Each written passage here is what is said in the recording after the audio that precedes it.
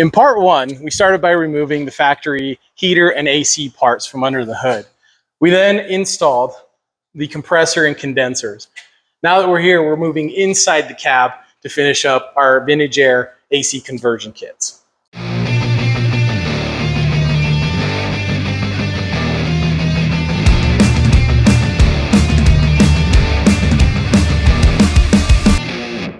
First up, we need to remove the glove box and all the stock components from inside the cab.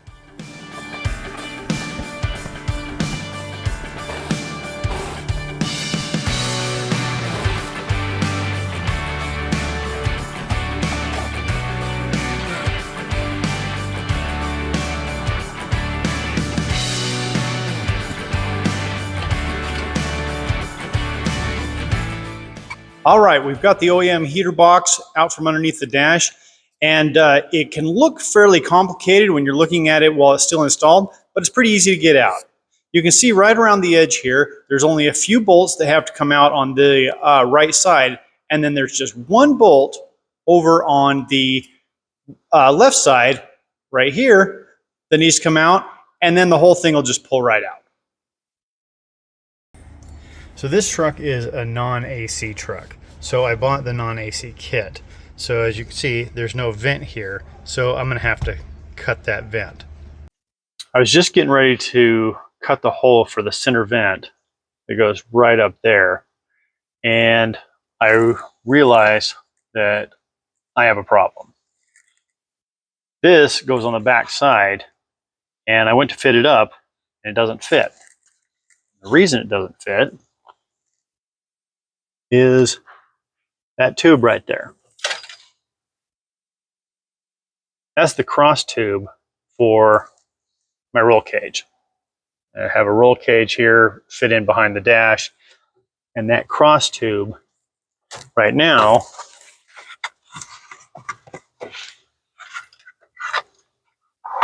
it's hitting, so I can't fit that all the way up in there. But it's close.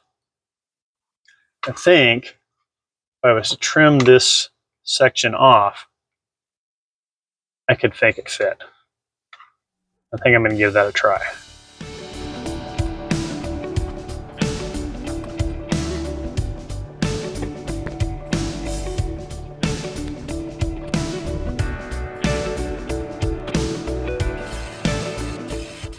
Once I got the hole cut, I fit up the center vent. I was able to modify the rear housing to fit around the tube, and you can see how it fit up here. Unfortunately, we didn't get any video of the process. So here is my dash and the full AC setup. This is the inner box. Got the heater core inside here. On Josh's, his heater core was actually mounted on the outside in the outer box. It's different on this configuration. So all of this is going to come out. You'll notice that on Josh's, his roll cage actually goes through the dash, which in a lot of ways is nice because it saves the space. You don't have this little knee knocker here. But he also ran into that issue where his bar was running up along underneath the dash here, and he had to modify his vent. Well, I didn't want to have to deal with all that when I originally built this, and this is a fully removable cage at this point. It's outside of the dash, and I'm very happy with it.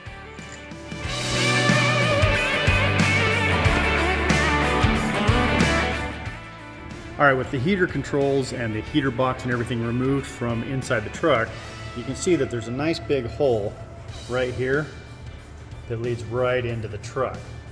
And eventually we're going to have a block-off plate that, we're going to have a block-off plate that'll cover all those holes. All right, after getting the center vent installed, the next step, according to the instructions, is to put on the block-off plates on the firewall. And you can see I have those installed here. After that, you're supposed to start working on adding the brackets to the evaporator and then putting on the hard lines. And they're supposed to go through those holes on the block-off plate. And I was worried about how am I going to line those up and make sure they fit through the holes, because you can't access the hard lines once it's installed. But luckily, Ryan is also doing the same installation. So take a look here. I actually used his block-off plate to help me mock up where these hard lines go. If you put on the hard lines before you install the block-off plate, you can use the block-off plate as a template to make sure the hard lines are in the correct positions. When you're putting these lines on, you need to make sure that you put the lower heater core line on and tighten it up before you put the upper heater core line on, because the upper one's going to be in your way and you won't be able to get it tight. Just like that. All right, so getting this thing installed. Notice that get this in, it's easiest if you rock it down first, stab her in, then rotate up in here. Starts to fit quite nice. Okay. Also, one of the parts of this job where having an extra set of hands is helpful. You gotta have someone feed the lines through. Also bolt it in from the outside.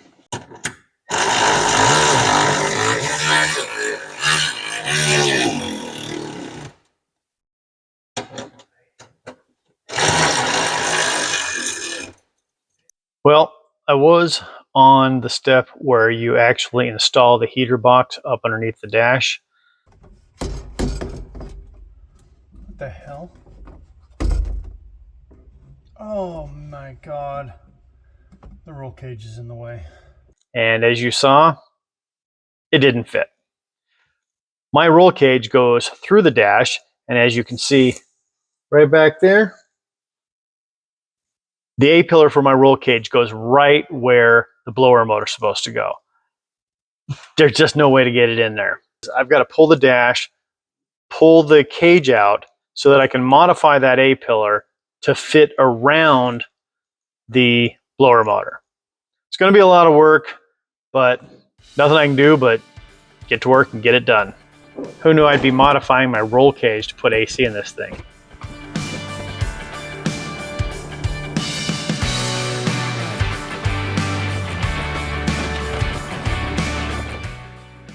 Obviously, getting to my roll cage is a giant pain in the butt.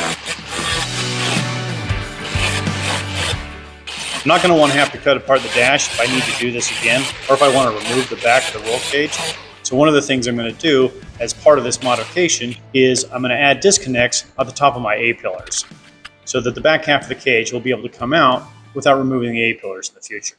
With everything cleared out, I can go ahead and get back to work on the install. You can see here that I've actually cut the bottom of this A-pillar off, which is the section that was interfering with the installation of the AC unit. So with that out of the way, we can get back to installing the AC, and then I'll put this disconnect right there so that, and then fabricate a new lower A-pillar to get back down to our cage plate here. And then that will make it so that if I ever need to get the AC back out, I'll be able to disconnect it here, pull the A-pillar out without having to pull the entire cage. So let's get back to installing the AC system. Alrighty. One benefit of having to completely remove the dash is it's a heck of a lot easier to see where this lines up.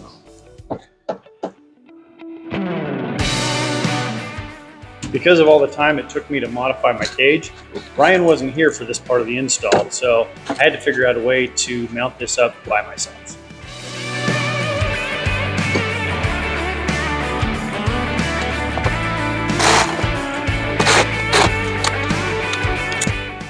All right, those are in.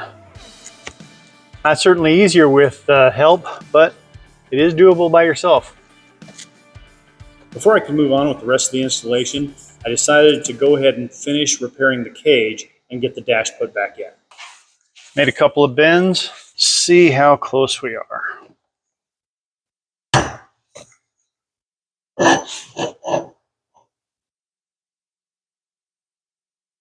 That looks pretty damn good. I got my nice new A-pillar all bent up, fits perfectly. Went to put the disconnect in it. Doesn't fit. Why doesn't it fit? This is 1.5 inches. I need 1.75 inches. So I got this 1.5 inch piece that I bent up, which is no good. 1.75 inch straight piece. All right, I got to turn this into this. That's better. All right, it's been a lot of work getting to this point, but the AC is all tucked up underneath the dash. We've got the cage all put back together. Everything fits like it should.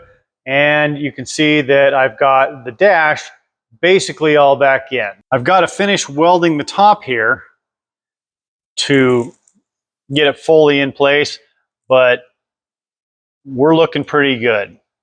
With the box fully installed, the next step is you need to hook up the AC drain right here.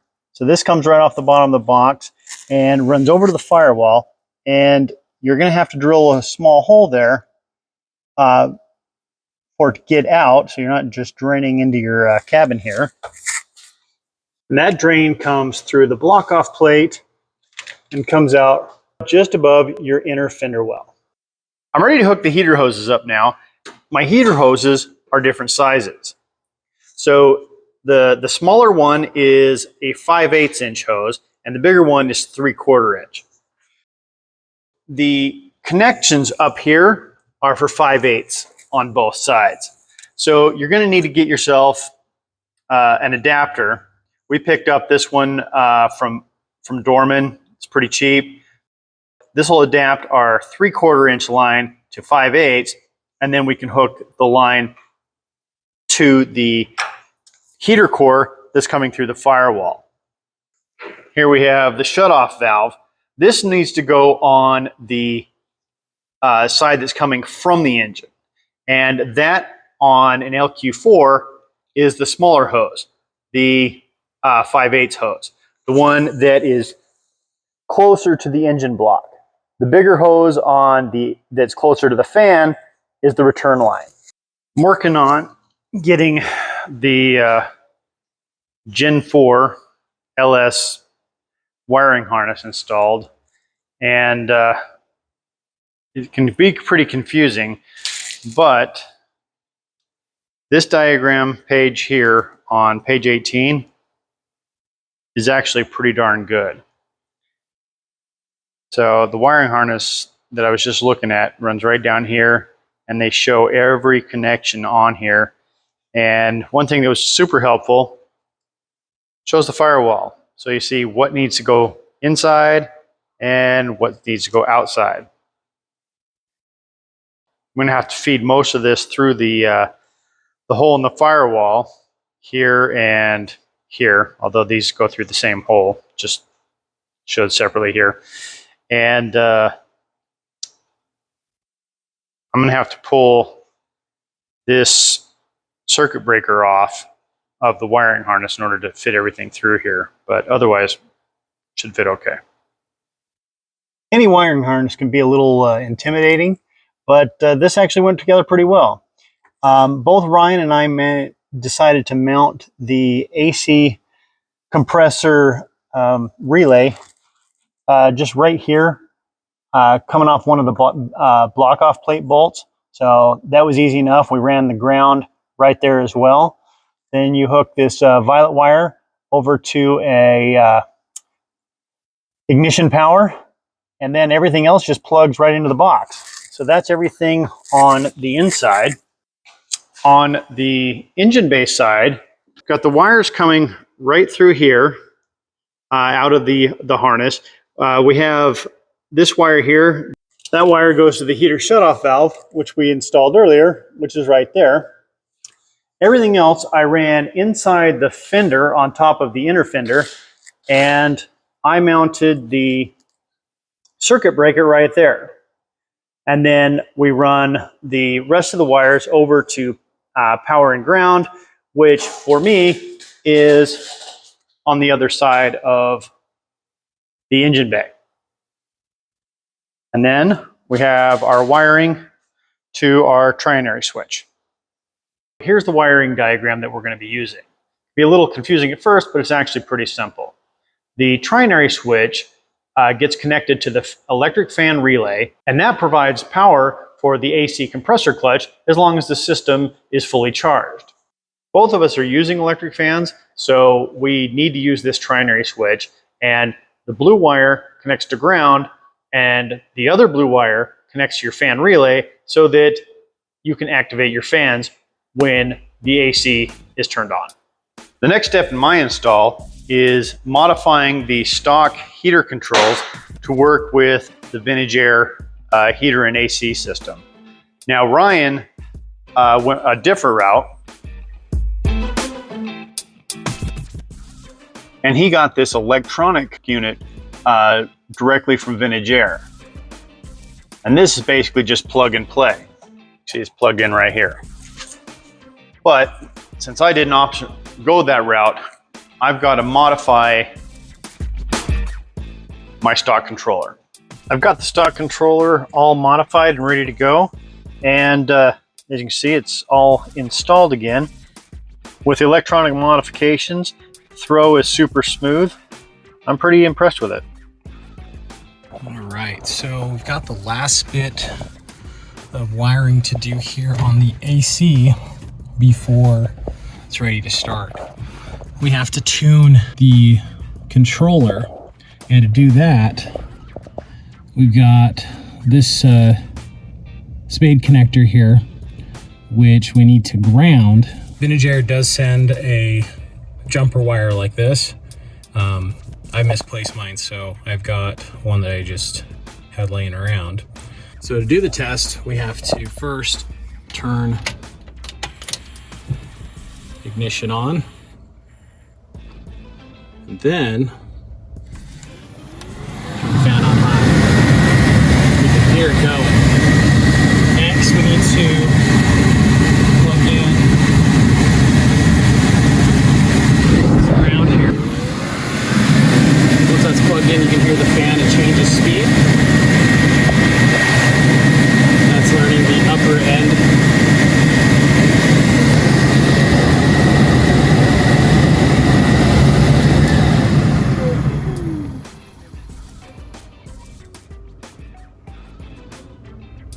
And that should be that.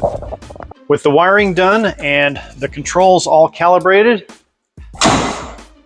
it's time to get the AC lines made and get this install finished up. All right, here we are at Eric's, formerly Evco House of Hose, and let's see if we can get these hoses made up for us.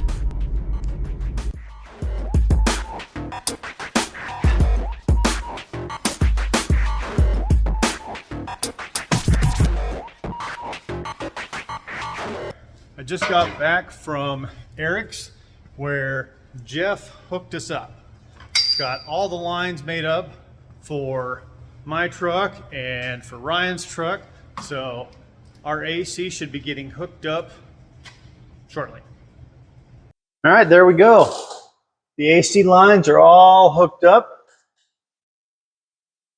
Looking pretty good. All we got to do now is get the system professionally charged, and we're going to be running a lot cooler. This is where Ryan and I talk about how much we like the system, the issues we ran into, hopefully in front of both trucks. You know, if Ryan gets his truck running. And so I finally got the Jimmy back together, which means that we could get the AC systems charged. Now, it does suggest that you have a professional do the charging, and we're not professionals. So we took it down to our buddy Scott's shop, which is a Tunex, and they took care of it for us. They recommend you take it to a professional on the first charge because you want to vacuum the system out to make sure you get a full charge. So now that we've got the trucks operating, we actually took them down to Moab and put them through a test. It was 100+ degrees while we were rock crawling, and holy cow. What a difference. Wow. Yeah, it was night and day, which you can imagine, but it was so much nicer wheeling with cold air blowing in your face. Even with the soft top and my sides rolled up on that, just having a cool breeze blowing across you, it made the trip so much more enjoyable. The system would have been really easy to install other than the modifications that we made to our trucks. yeah, everything that we've done over the years, adding roll cages, adding different suspension parts, just the small changes that, without knowing where the air conditioning was going to be, got in the way. Right. You saw a lot of the issues we ran into, but we did want to point out that all of those delays were self-inflicted. Smash that like button. Please subscribe. Thanks for watching You in the Garage.